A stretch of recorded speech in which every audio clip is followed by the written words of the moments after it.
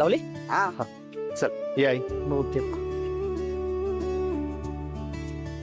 सावकाश अण्णा या. नाही 100 रुपये.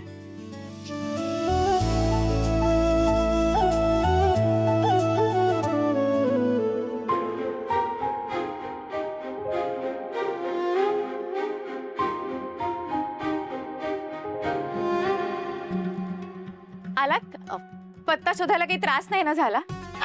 गल्ली बोळात रिक्षा चालवत आपण कोल्हापुरातल्या मग काय. आणि लोणचं आणलंय ना? मी तर वाट बघते कधी एकदा मोक्षा तुम्ही बनवलेलं लोणचं चाकतील. तिने एकदा का ते लोणचं खाल्लं ना ती दुसऱ्या कोणाकडनं लोणचं घेणारच नाही.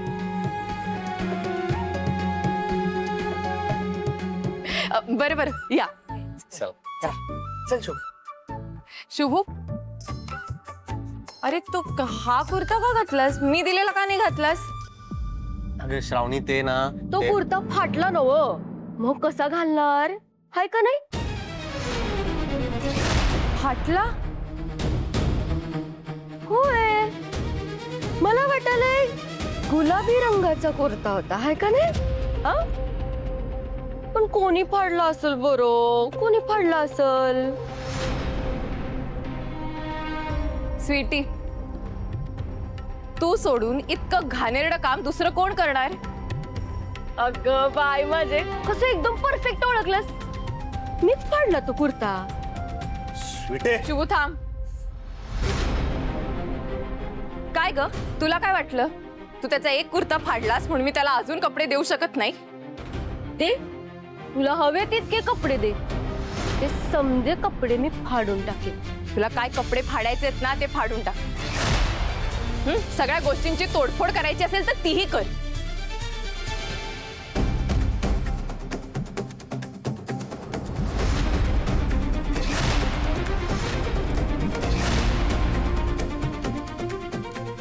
पण मी धरलेला हा शुभूचा हात तू माझ्या हातातनं कधीच सोडवू शकणार नाहीस.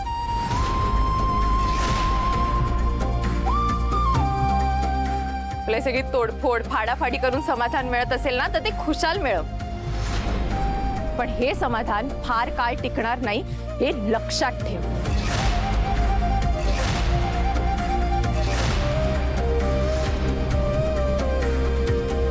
पण शुभू, तू ह्यात पण खूप छानच दिसतोय. अरे मला काय, तू कुठलाही कुर्ता घातलास ना तरी छानच वाटशील. चल.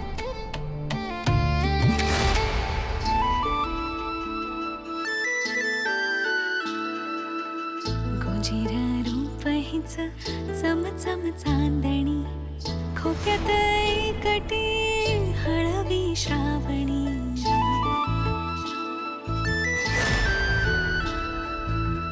वाटावी गळ्या पाऊल एकही खिळ हा स्वप्नांचा रंगू दे मनी. त्या मूर्ख श्रावणीमुळे मला इथे राहावं लागतंय आणि या म्हाताऱ्याची देखभाल करावी लागते. काय करू? जर आज पण तो विश्वंभर माझ्या तावडीतनं सुटला तर?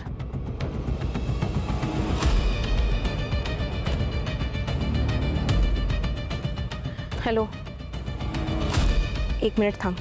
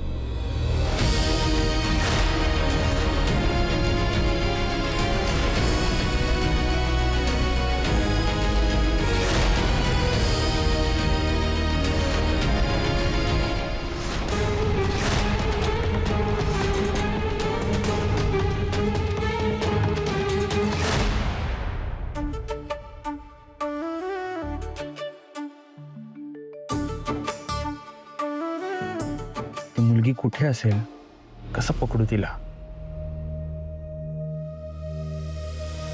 रुद्र, सगळं ओके आहे? येस सर, आपले सगळे सिक्युरिटी गार्ड्स व्यवस्थित लक्ष ठेवून आहेत. You don't worry. Moksha ma'am, हां. तुमच्या घरातला पेशंट तुम्ही शिफ्ट केलाय का कुठे? हो. बरं, कुठे गेलाय?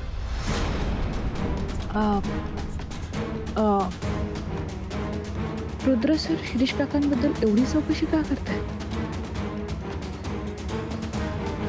हॅलो मॅडम, हां. मी काहीतरी विचारलं तुम्हाला, कुठे शिफ्ट केलंय? ते त्यांना ॲक्च्युली धुराचा त्रास होतो ना फार, म्हणून एका नातेवाईकांकडे शिफ्ट केलं. बरं, मग ॲड्रेस? ॲड्रेस? काहीतरी पत्ता असेल ना त्यांचा.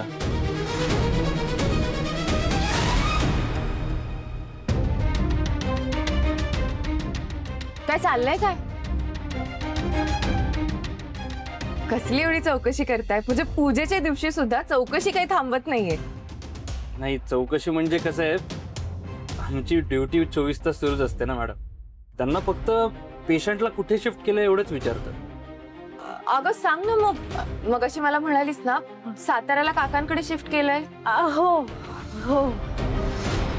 मी एवढ्या लांब कशाला पाठवलंस? आपल्या घरी पाठवायचं ना. नाही त्याचं काय ना, डॉक्टर म्हणाली की हवा बदल झाली तर जरा बरं वाटेल. हो ना? हो हो. चला आता पूजेला सुरुवात करूया. या, कोण बसतंय पूजेला? या.